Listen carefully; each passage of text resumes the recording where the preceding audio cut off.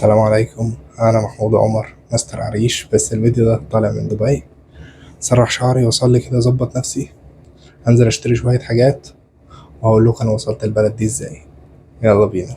Welcome to Mr. Arish channel.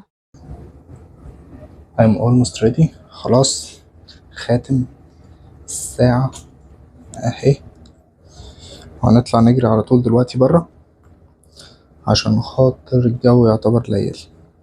الساعة دلوقتي هنا 5:30، يعني في مصر 3:30. محدش يستغرب الدولاب الصغير دوت، علشان خاطر يا حبيب قلبي انت لما تيجي دبي مش هتقعد في أوضة 6 متر، ده هي الأوضة 2 متر، والدولاب زي ما انت شايف ده بركة قوي. يلا بينا. طلعنا من البيت، الجو هوا شوية، أتمنى الصوت يكون واضح كويس، الهوا ده مش عامل مشكلة. قبل ما أقول لكم أنا جيت يعني هنا البلد دي إزاي. احنا دلوقتي في منطقة اسمها القيادة في دبي. مترو دبي في جرين لاين والريد لاين، اللي هو الخط الأحمر والخط الأخضر. احنا على الخط الأخضر، على الجرين لاين.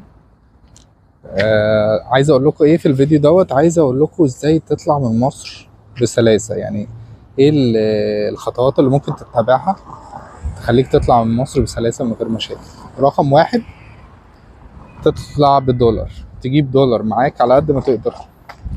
تاخد عملة صعبة، اوعى تيجي معاك جنيه مصري، مش هتعرف تعمل بيه اي حاجه هنا، مش هتعرف تبدله. في حل تبدله، بس يعني الدرهم هيقف عليك ب 25 جنيه مصري وهو في البنك ب 9 جنيه، فبلاش تعمل كده. تعالى بدولار ان شاء الله تتوافق. رقم اتنين، طبعا انت معاك باسبور، هتكلم اي شركه سياحه تقول لها انا عايز سياحه شهرين، دخول مره واحده الامارات دبي، وهتبعت لهم صورة الباسبور وصورة شخصية، هي صورة اللي هي ال4 في 6. لا مؤاخذة أنا ببص كده وكده لأحسن عربية تخبطني ولا حاجة، أنا ماشي في حتة غلط يعتبر. فدلوقتي أنت أول حاجة جبنا الدولارات، طلعنا الفيزا، بتطلع في 48 ساعة مش كتير. طلعت الفيزا. لو أنت شغال بقى قول لي بقى مديرك في الشغل أنا 15 يوم وهمشي كده. هي الفيزا مثلا بيبقى متاح ليك ان انت تسافر خلال شهرين، وبتقعد شهرين من ساعة دخولك البلد، بتقعد شهرين في دبي او في الامارات. كده انت معاك الفيزا، معاك الدولارات.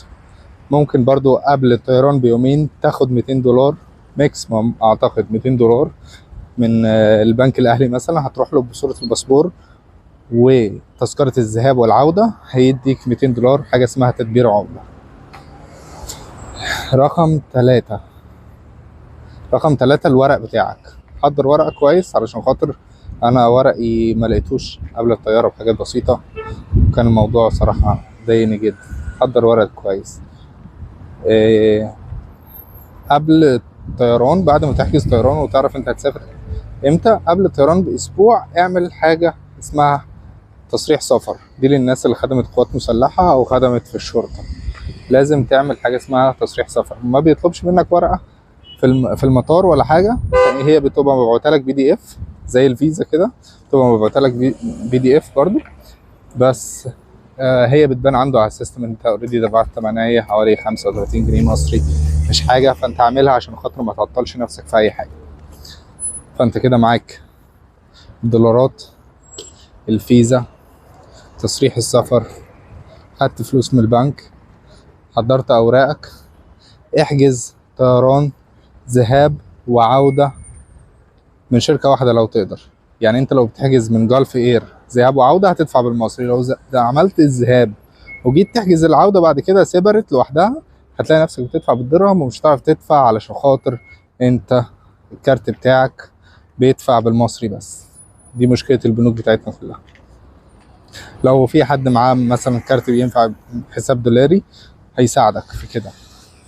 مين ممكن يحجز لك عودة بالمصري؟ شركة اير كايرو او كايرو اير، مش فاكر الاسم. كايرو اير، ما علينا. حجزت منها بالمصري من الشارقة للقاهرة، وكان سعرها معقول، علشان خاطر انا حجزت ويز اير، وقفوني في المطار اوعى تحجز ويز اير في العودة عشان وقفوني في المطار مش معايا اي تيكت نمبر غير الكونفirmation نمبر بتاع الحجز. ويز اير ما بعتتليش، فلقيت نفسي اتدبست ومعرفتش اتصرف ازاي، غير ان انا الحمد لله كان معايا فلوس مصري زيادة ومعايا حساب بنكي، فحجزت وانا في المطار رحلة تانية. والحمد لله يعني لما جيت هنا كنسلتها ورجع لي الريفاند، اتخصم عندي مني 2000 جنيه بس اعتقد او حاجة زي كده.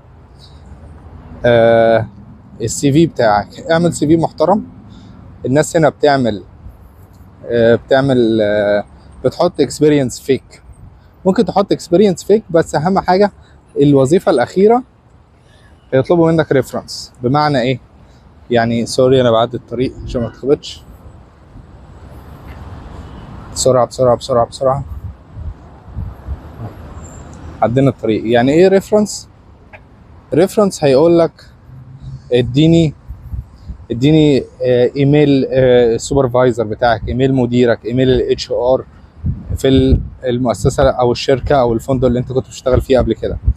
يقول لك اديني ايميلهم او اديني رقم تليفون. هعدي الطريق عشان عايز اوريكم حاجه. عدينا الطريق انا عايز اوريكم البتاعه اللي ورايا ديت. البتاعه اللي ورايا ديت محطه الاتوبيس. محطه الاتوبيس هنا مكيفه، يعني حاجه ما شاء الله. الدوله ديت صراحه انا من اول ما جيت الامارات انا بحترم الناس دي جدا صراحه. عملوا حاجات، يعني احنا في المصريين فاكرين ان احنا واو ومش عارف ايه. لا، احنا مش عارفين نعمل حاجه، احنا كلام وبس، احنا مش قادرين نعمل حاجه. ما علينا، نرجع لموضوعنا. فاحنا كده معانا الدولارات، معانا الباسبور، معانا الفيزا، معانا الاوراق بتاعتنا، معانا السي في. قد ايه فلوس؟ ممكن لو معاك 2000 دولار يبقى انت كده برنس، وان شاء الله هتقعد شهرين مستريح جدا. مش خايف، هتقعد في مكان لوحدك.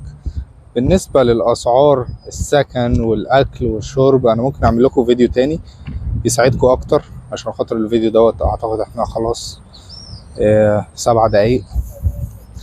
أنا بمل من الفيديوهات الكبيرة، يعني مثلا أنا بتفرج على حد أنا بمل من الفيديوهات الكبيرة. فأنا دلوقتي هلف أرجع تاني أروح أشتري غدا.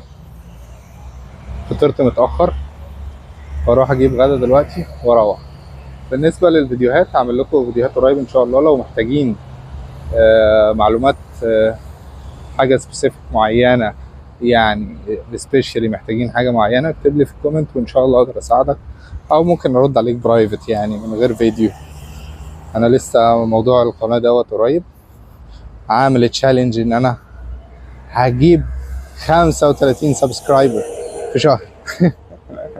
ان شاء الله بالتوفيق لكم جميعا. هساعدكم كتير الايام الجايه ان شاء الله. ناوي اعمل فيديوهات كتير واقول لكم كل المعلومات اللي عندي.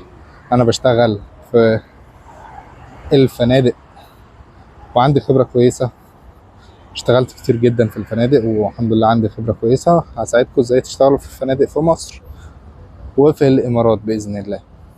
بالنسبه للناس اللي مش عايزه تطلع من مصر، يعني هي في مصر، هقول لكم على شويه حاجات يعني تساعدكم جدا ان شاء الله في مصر.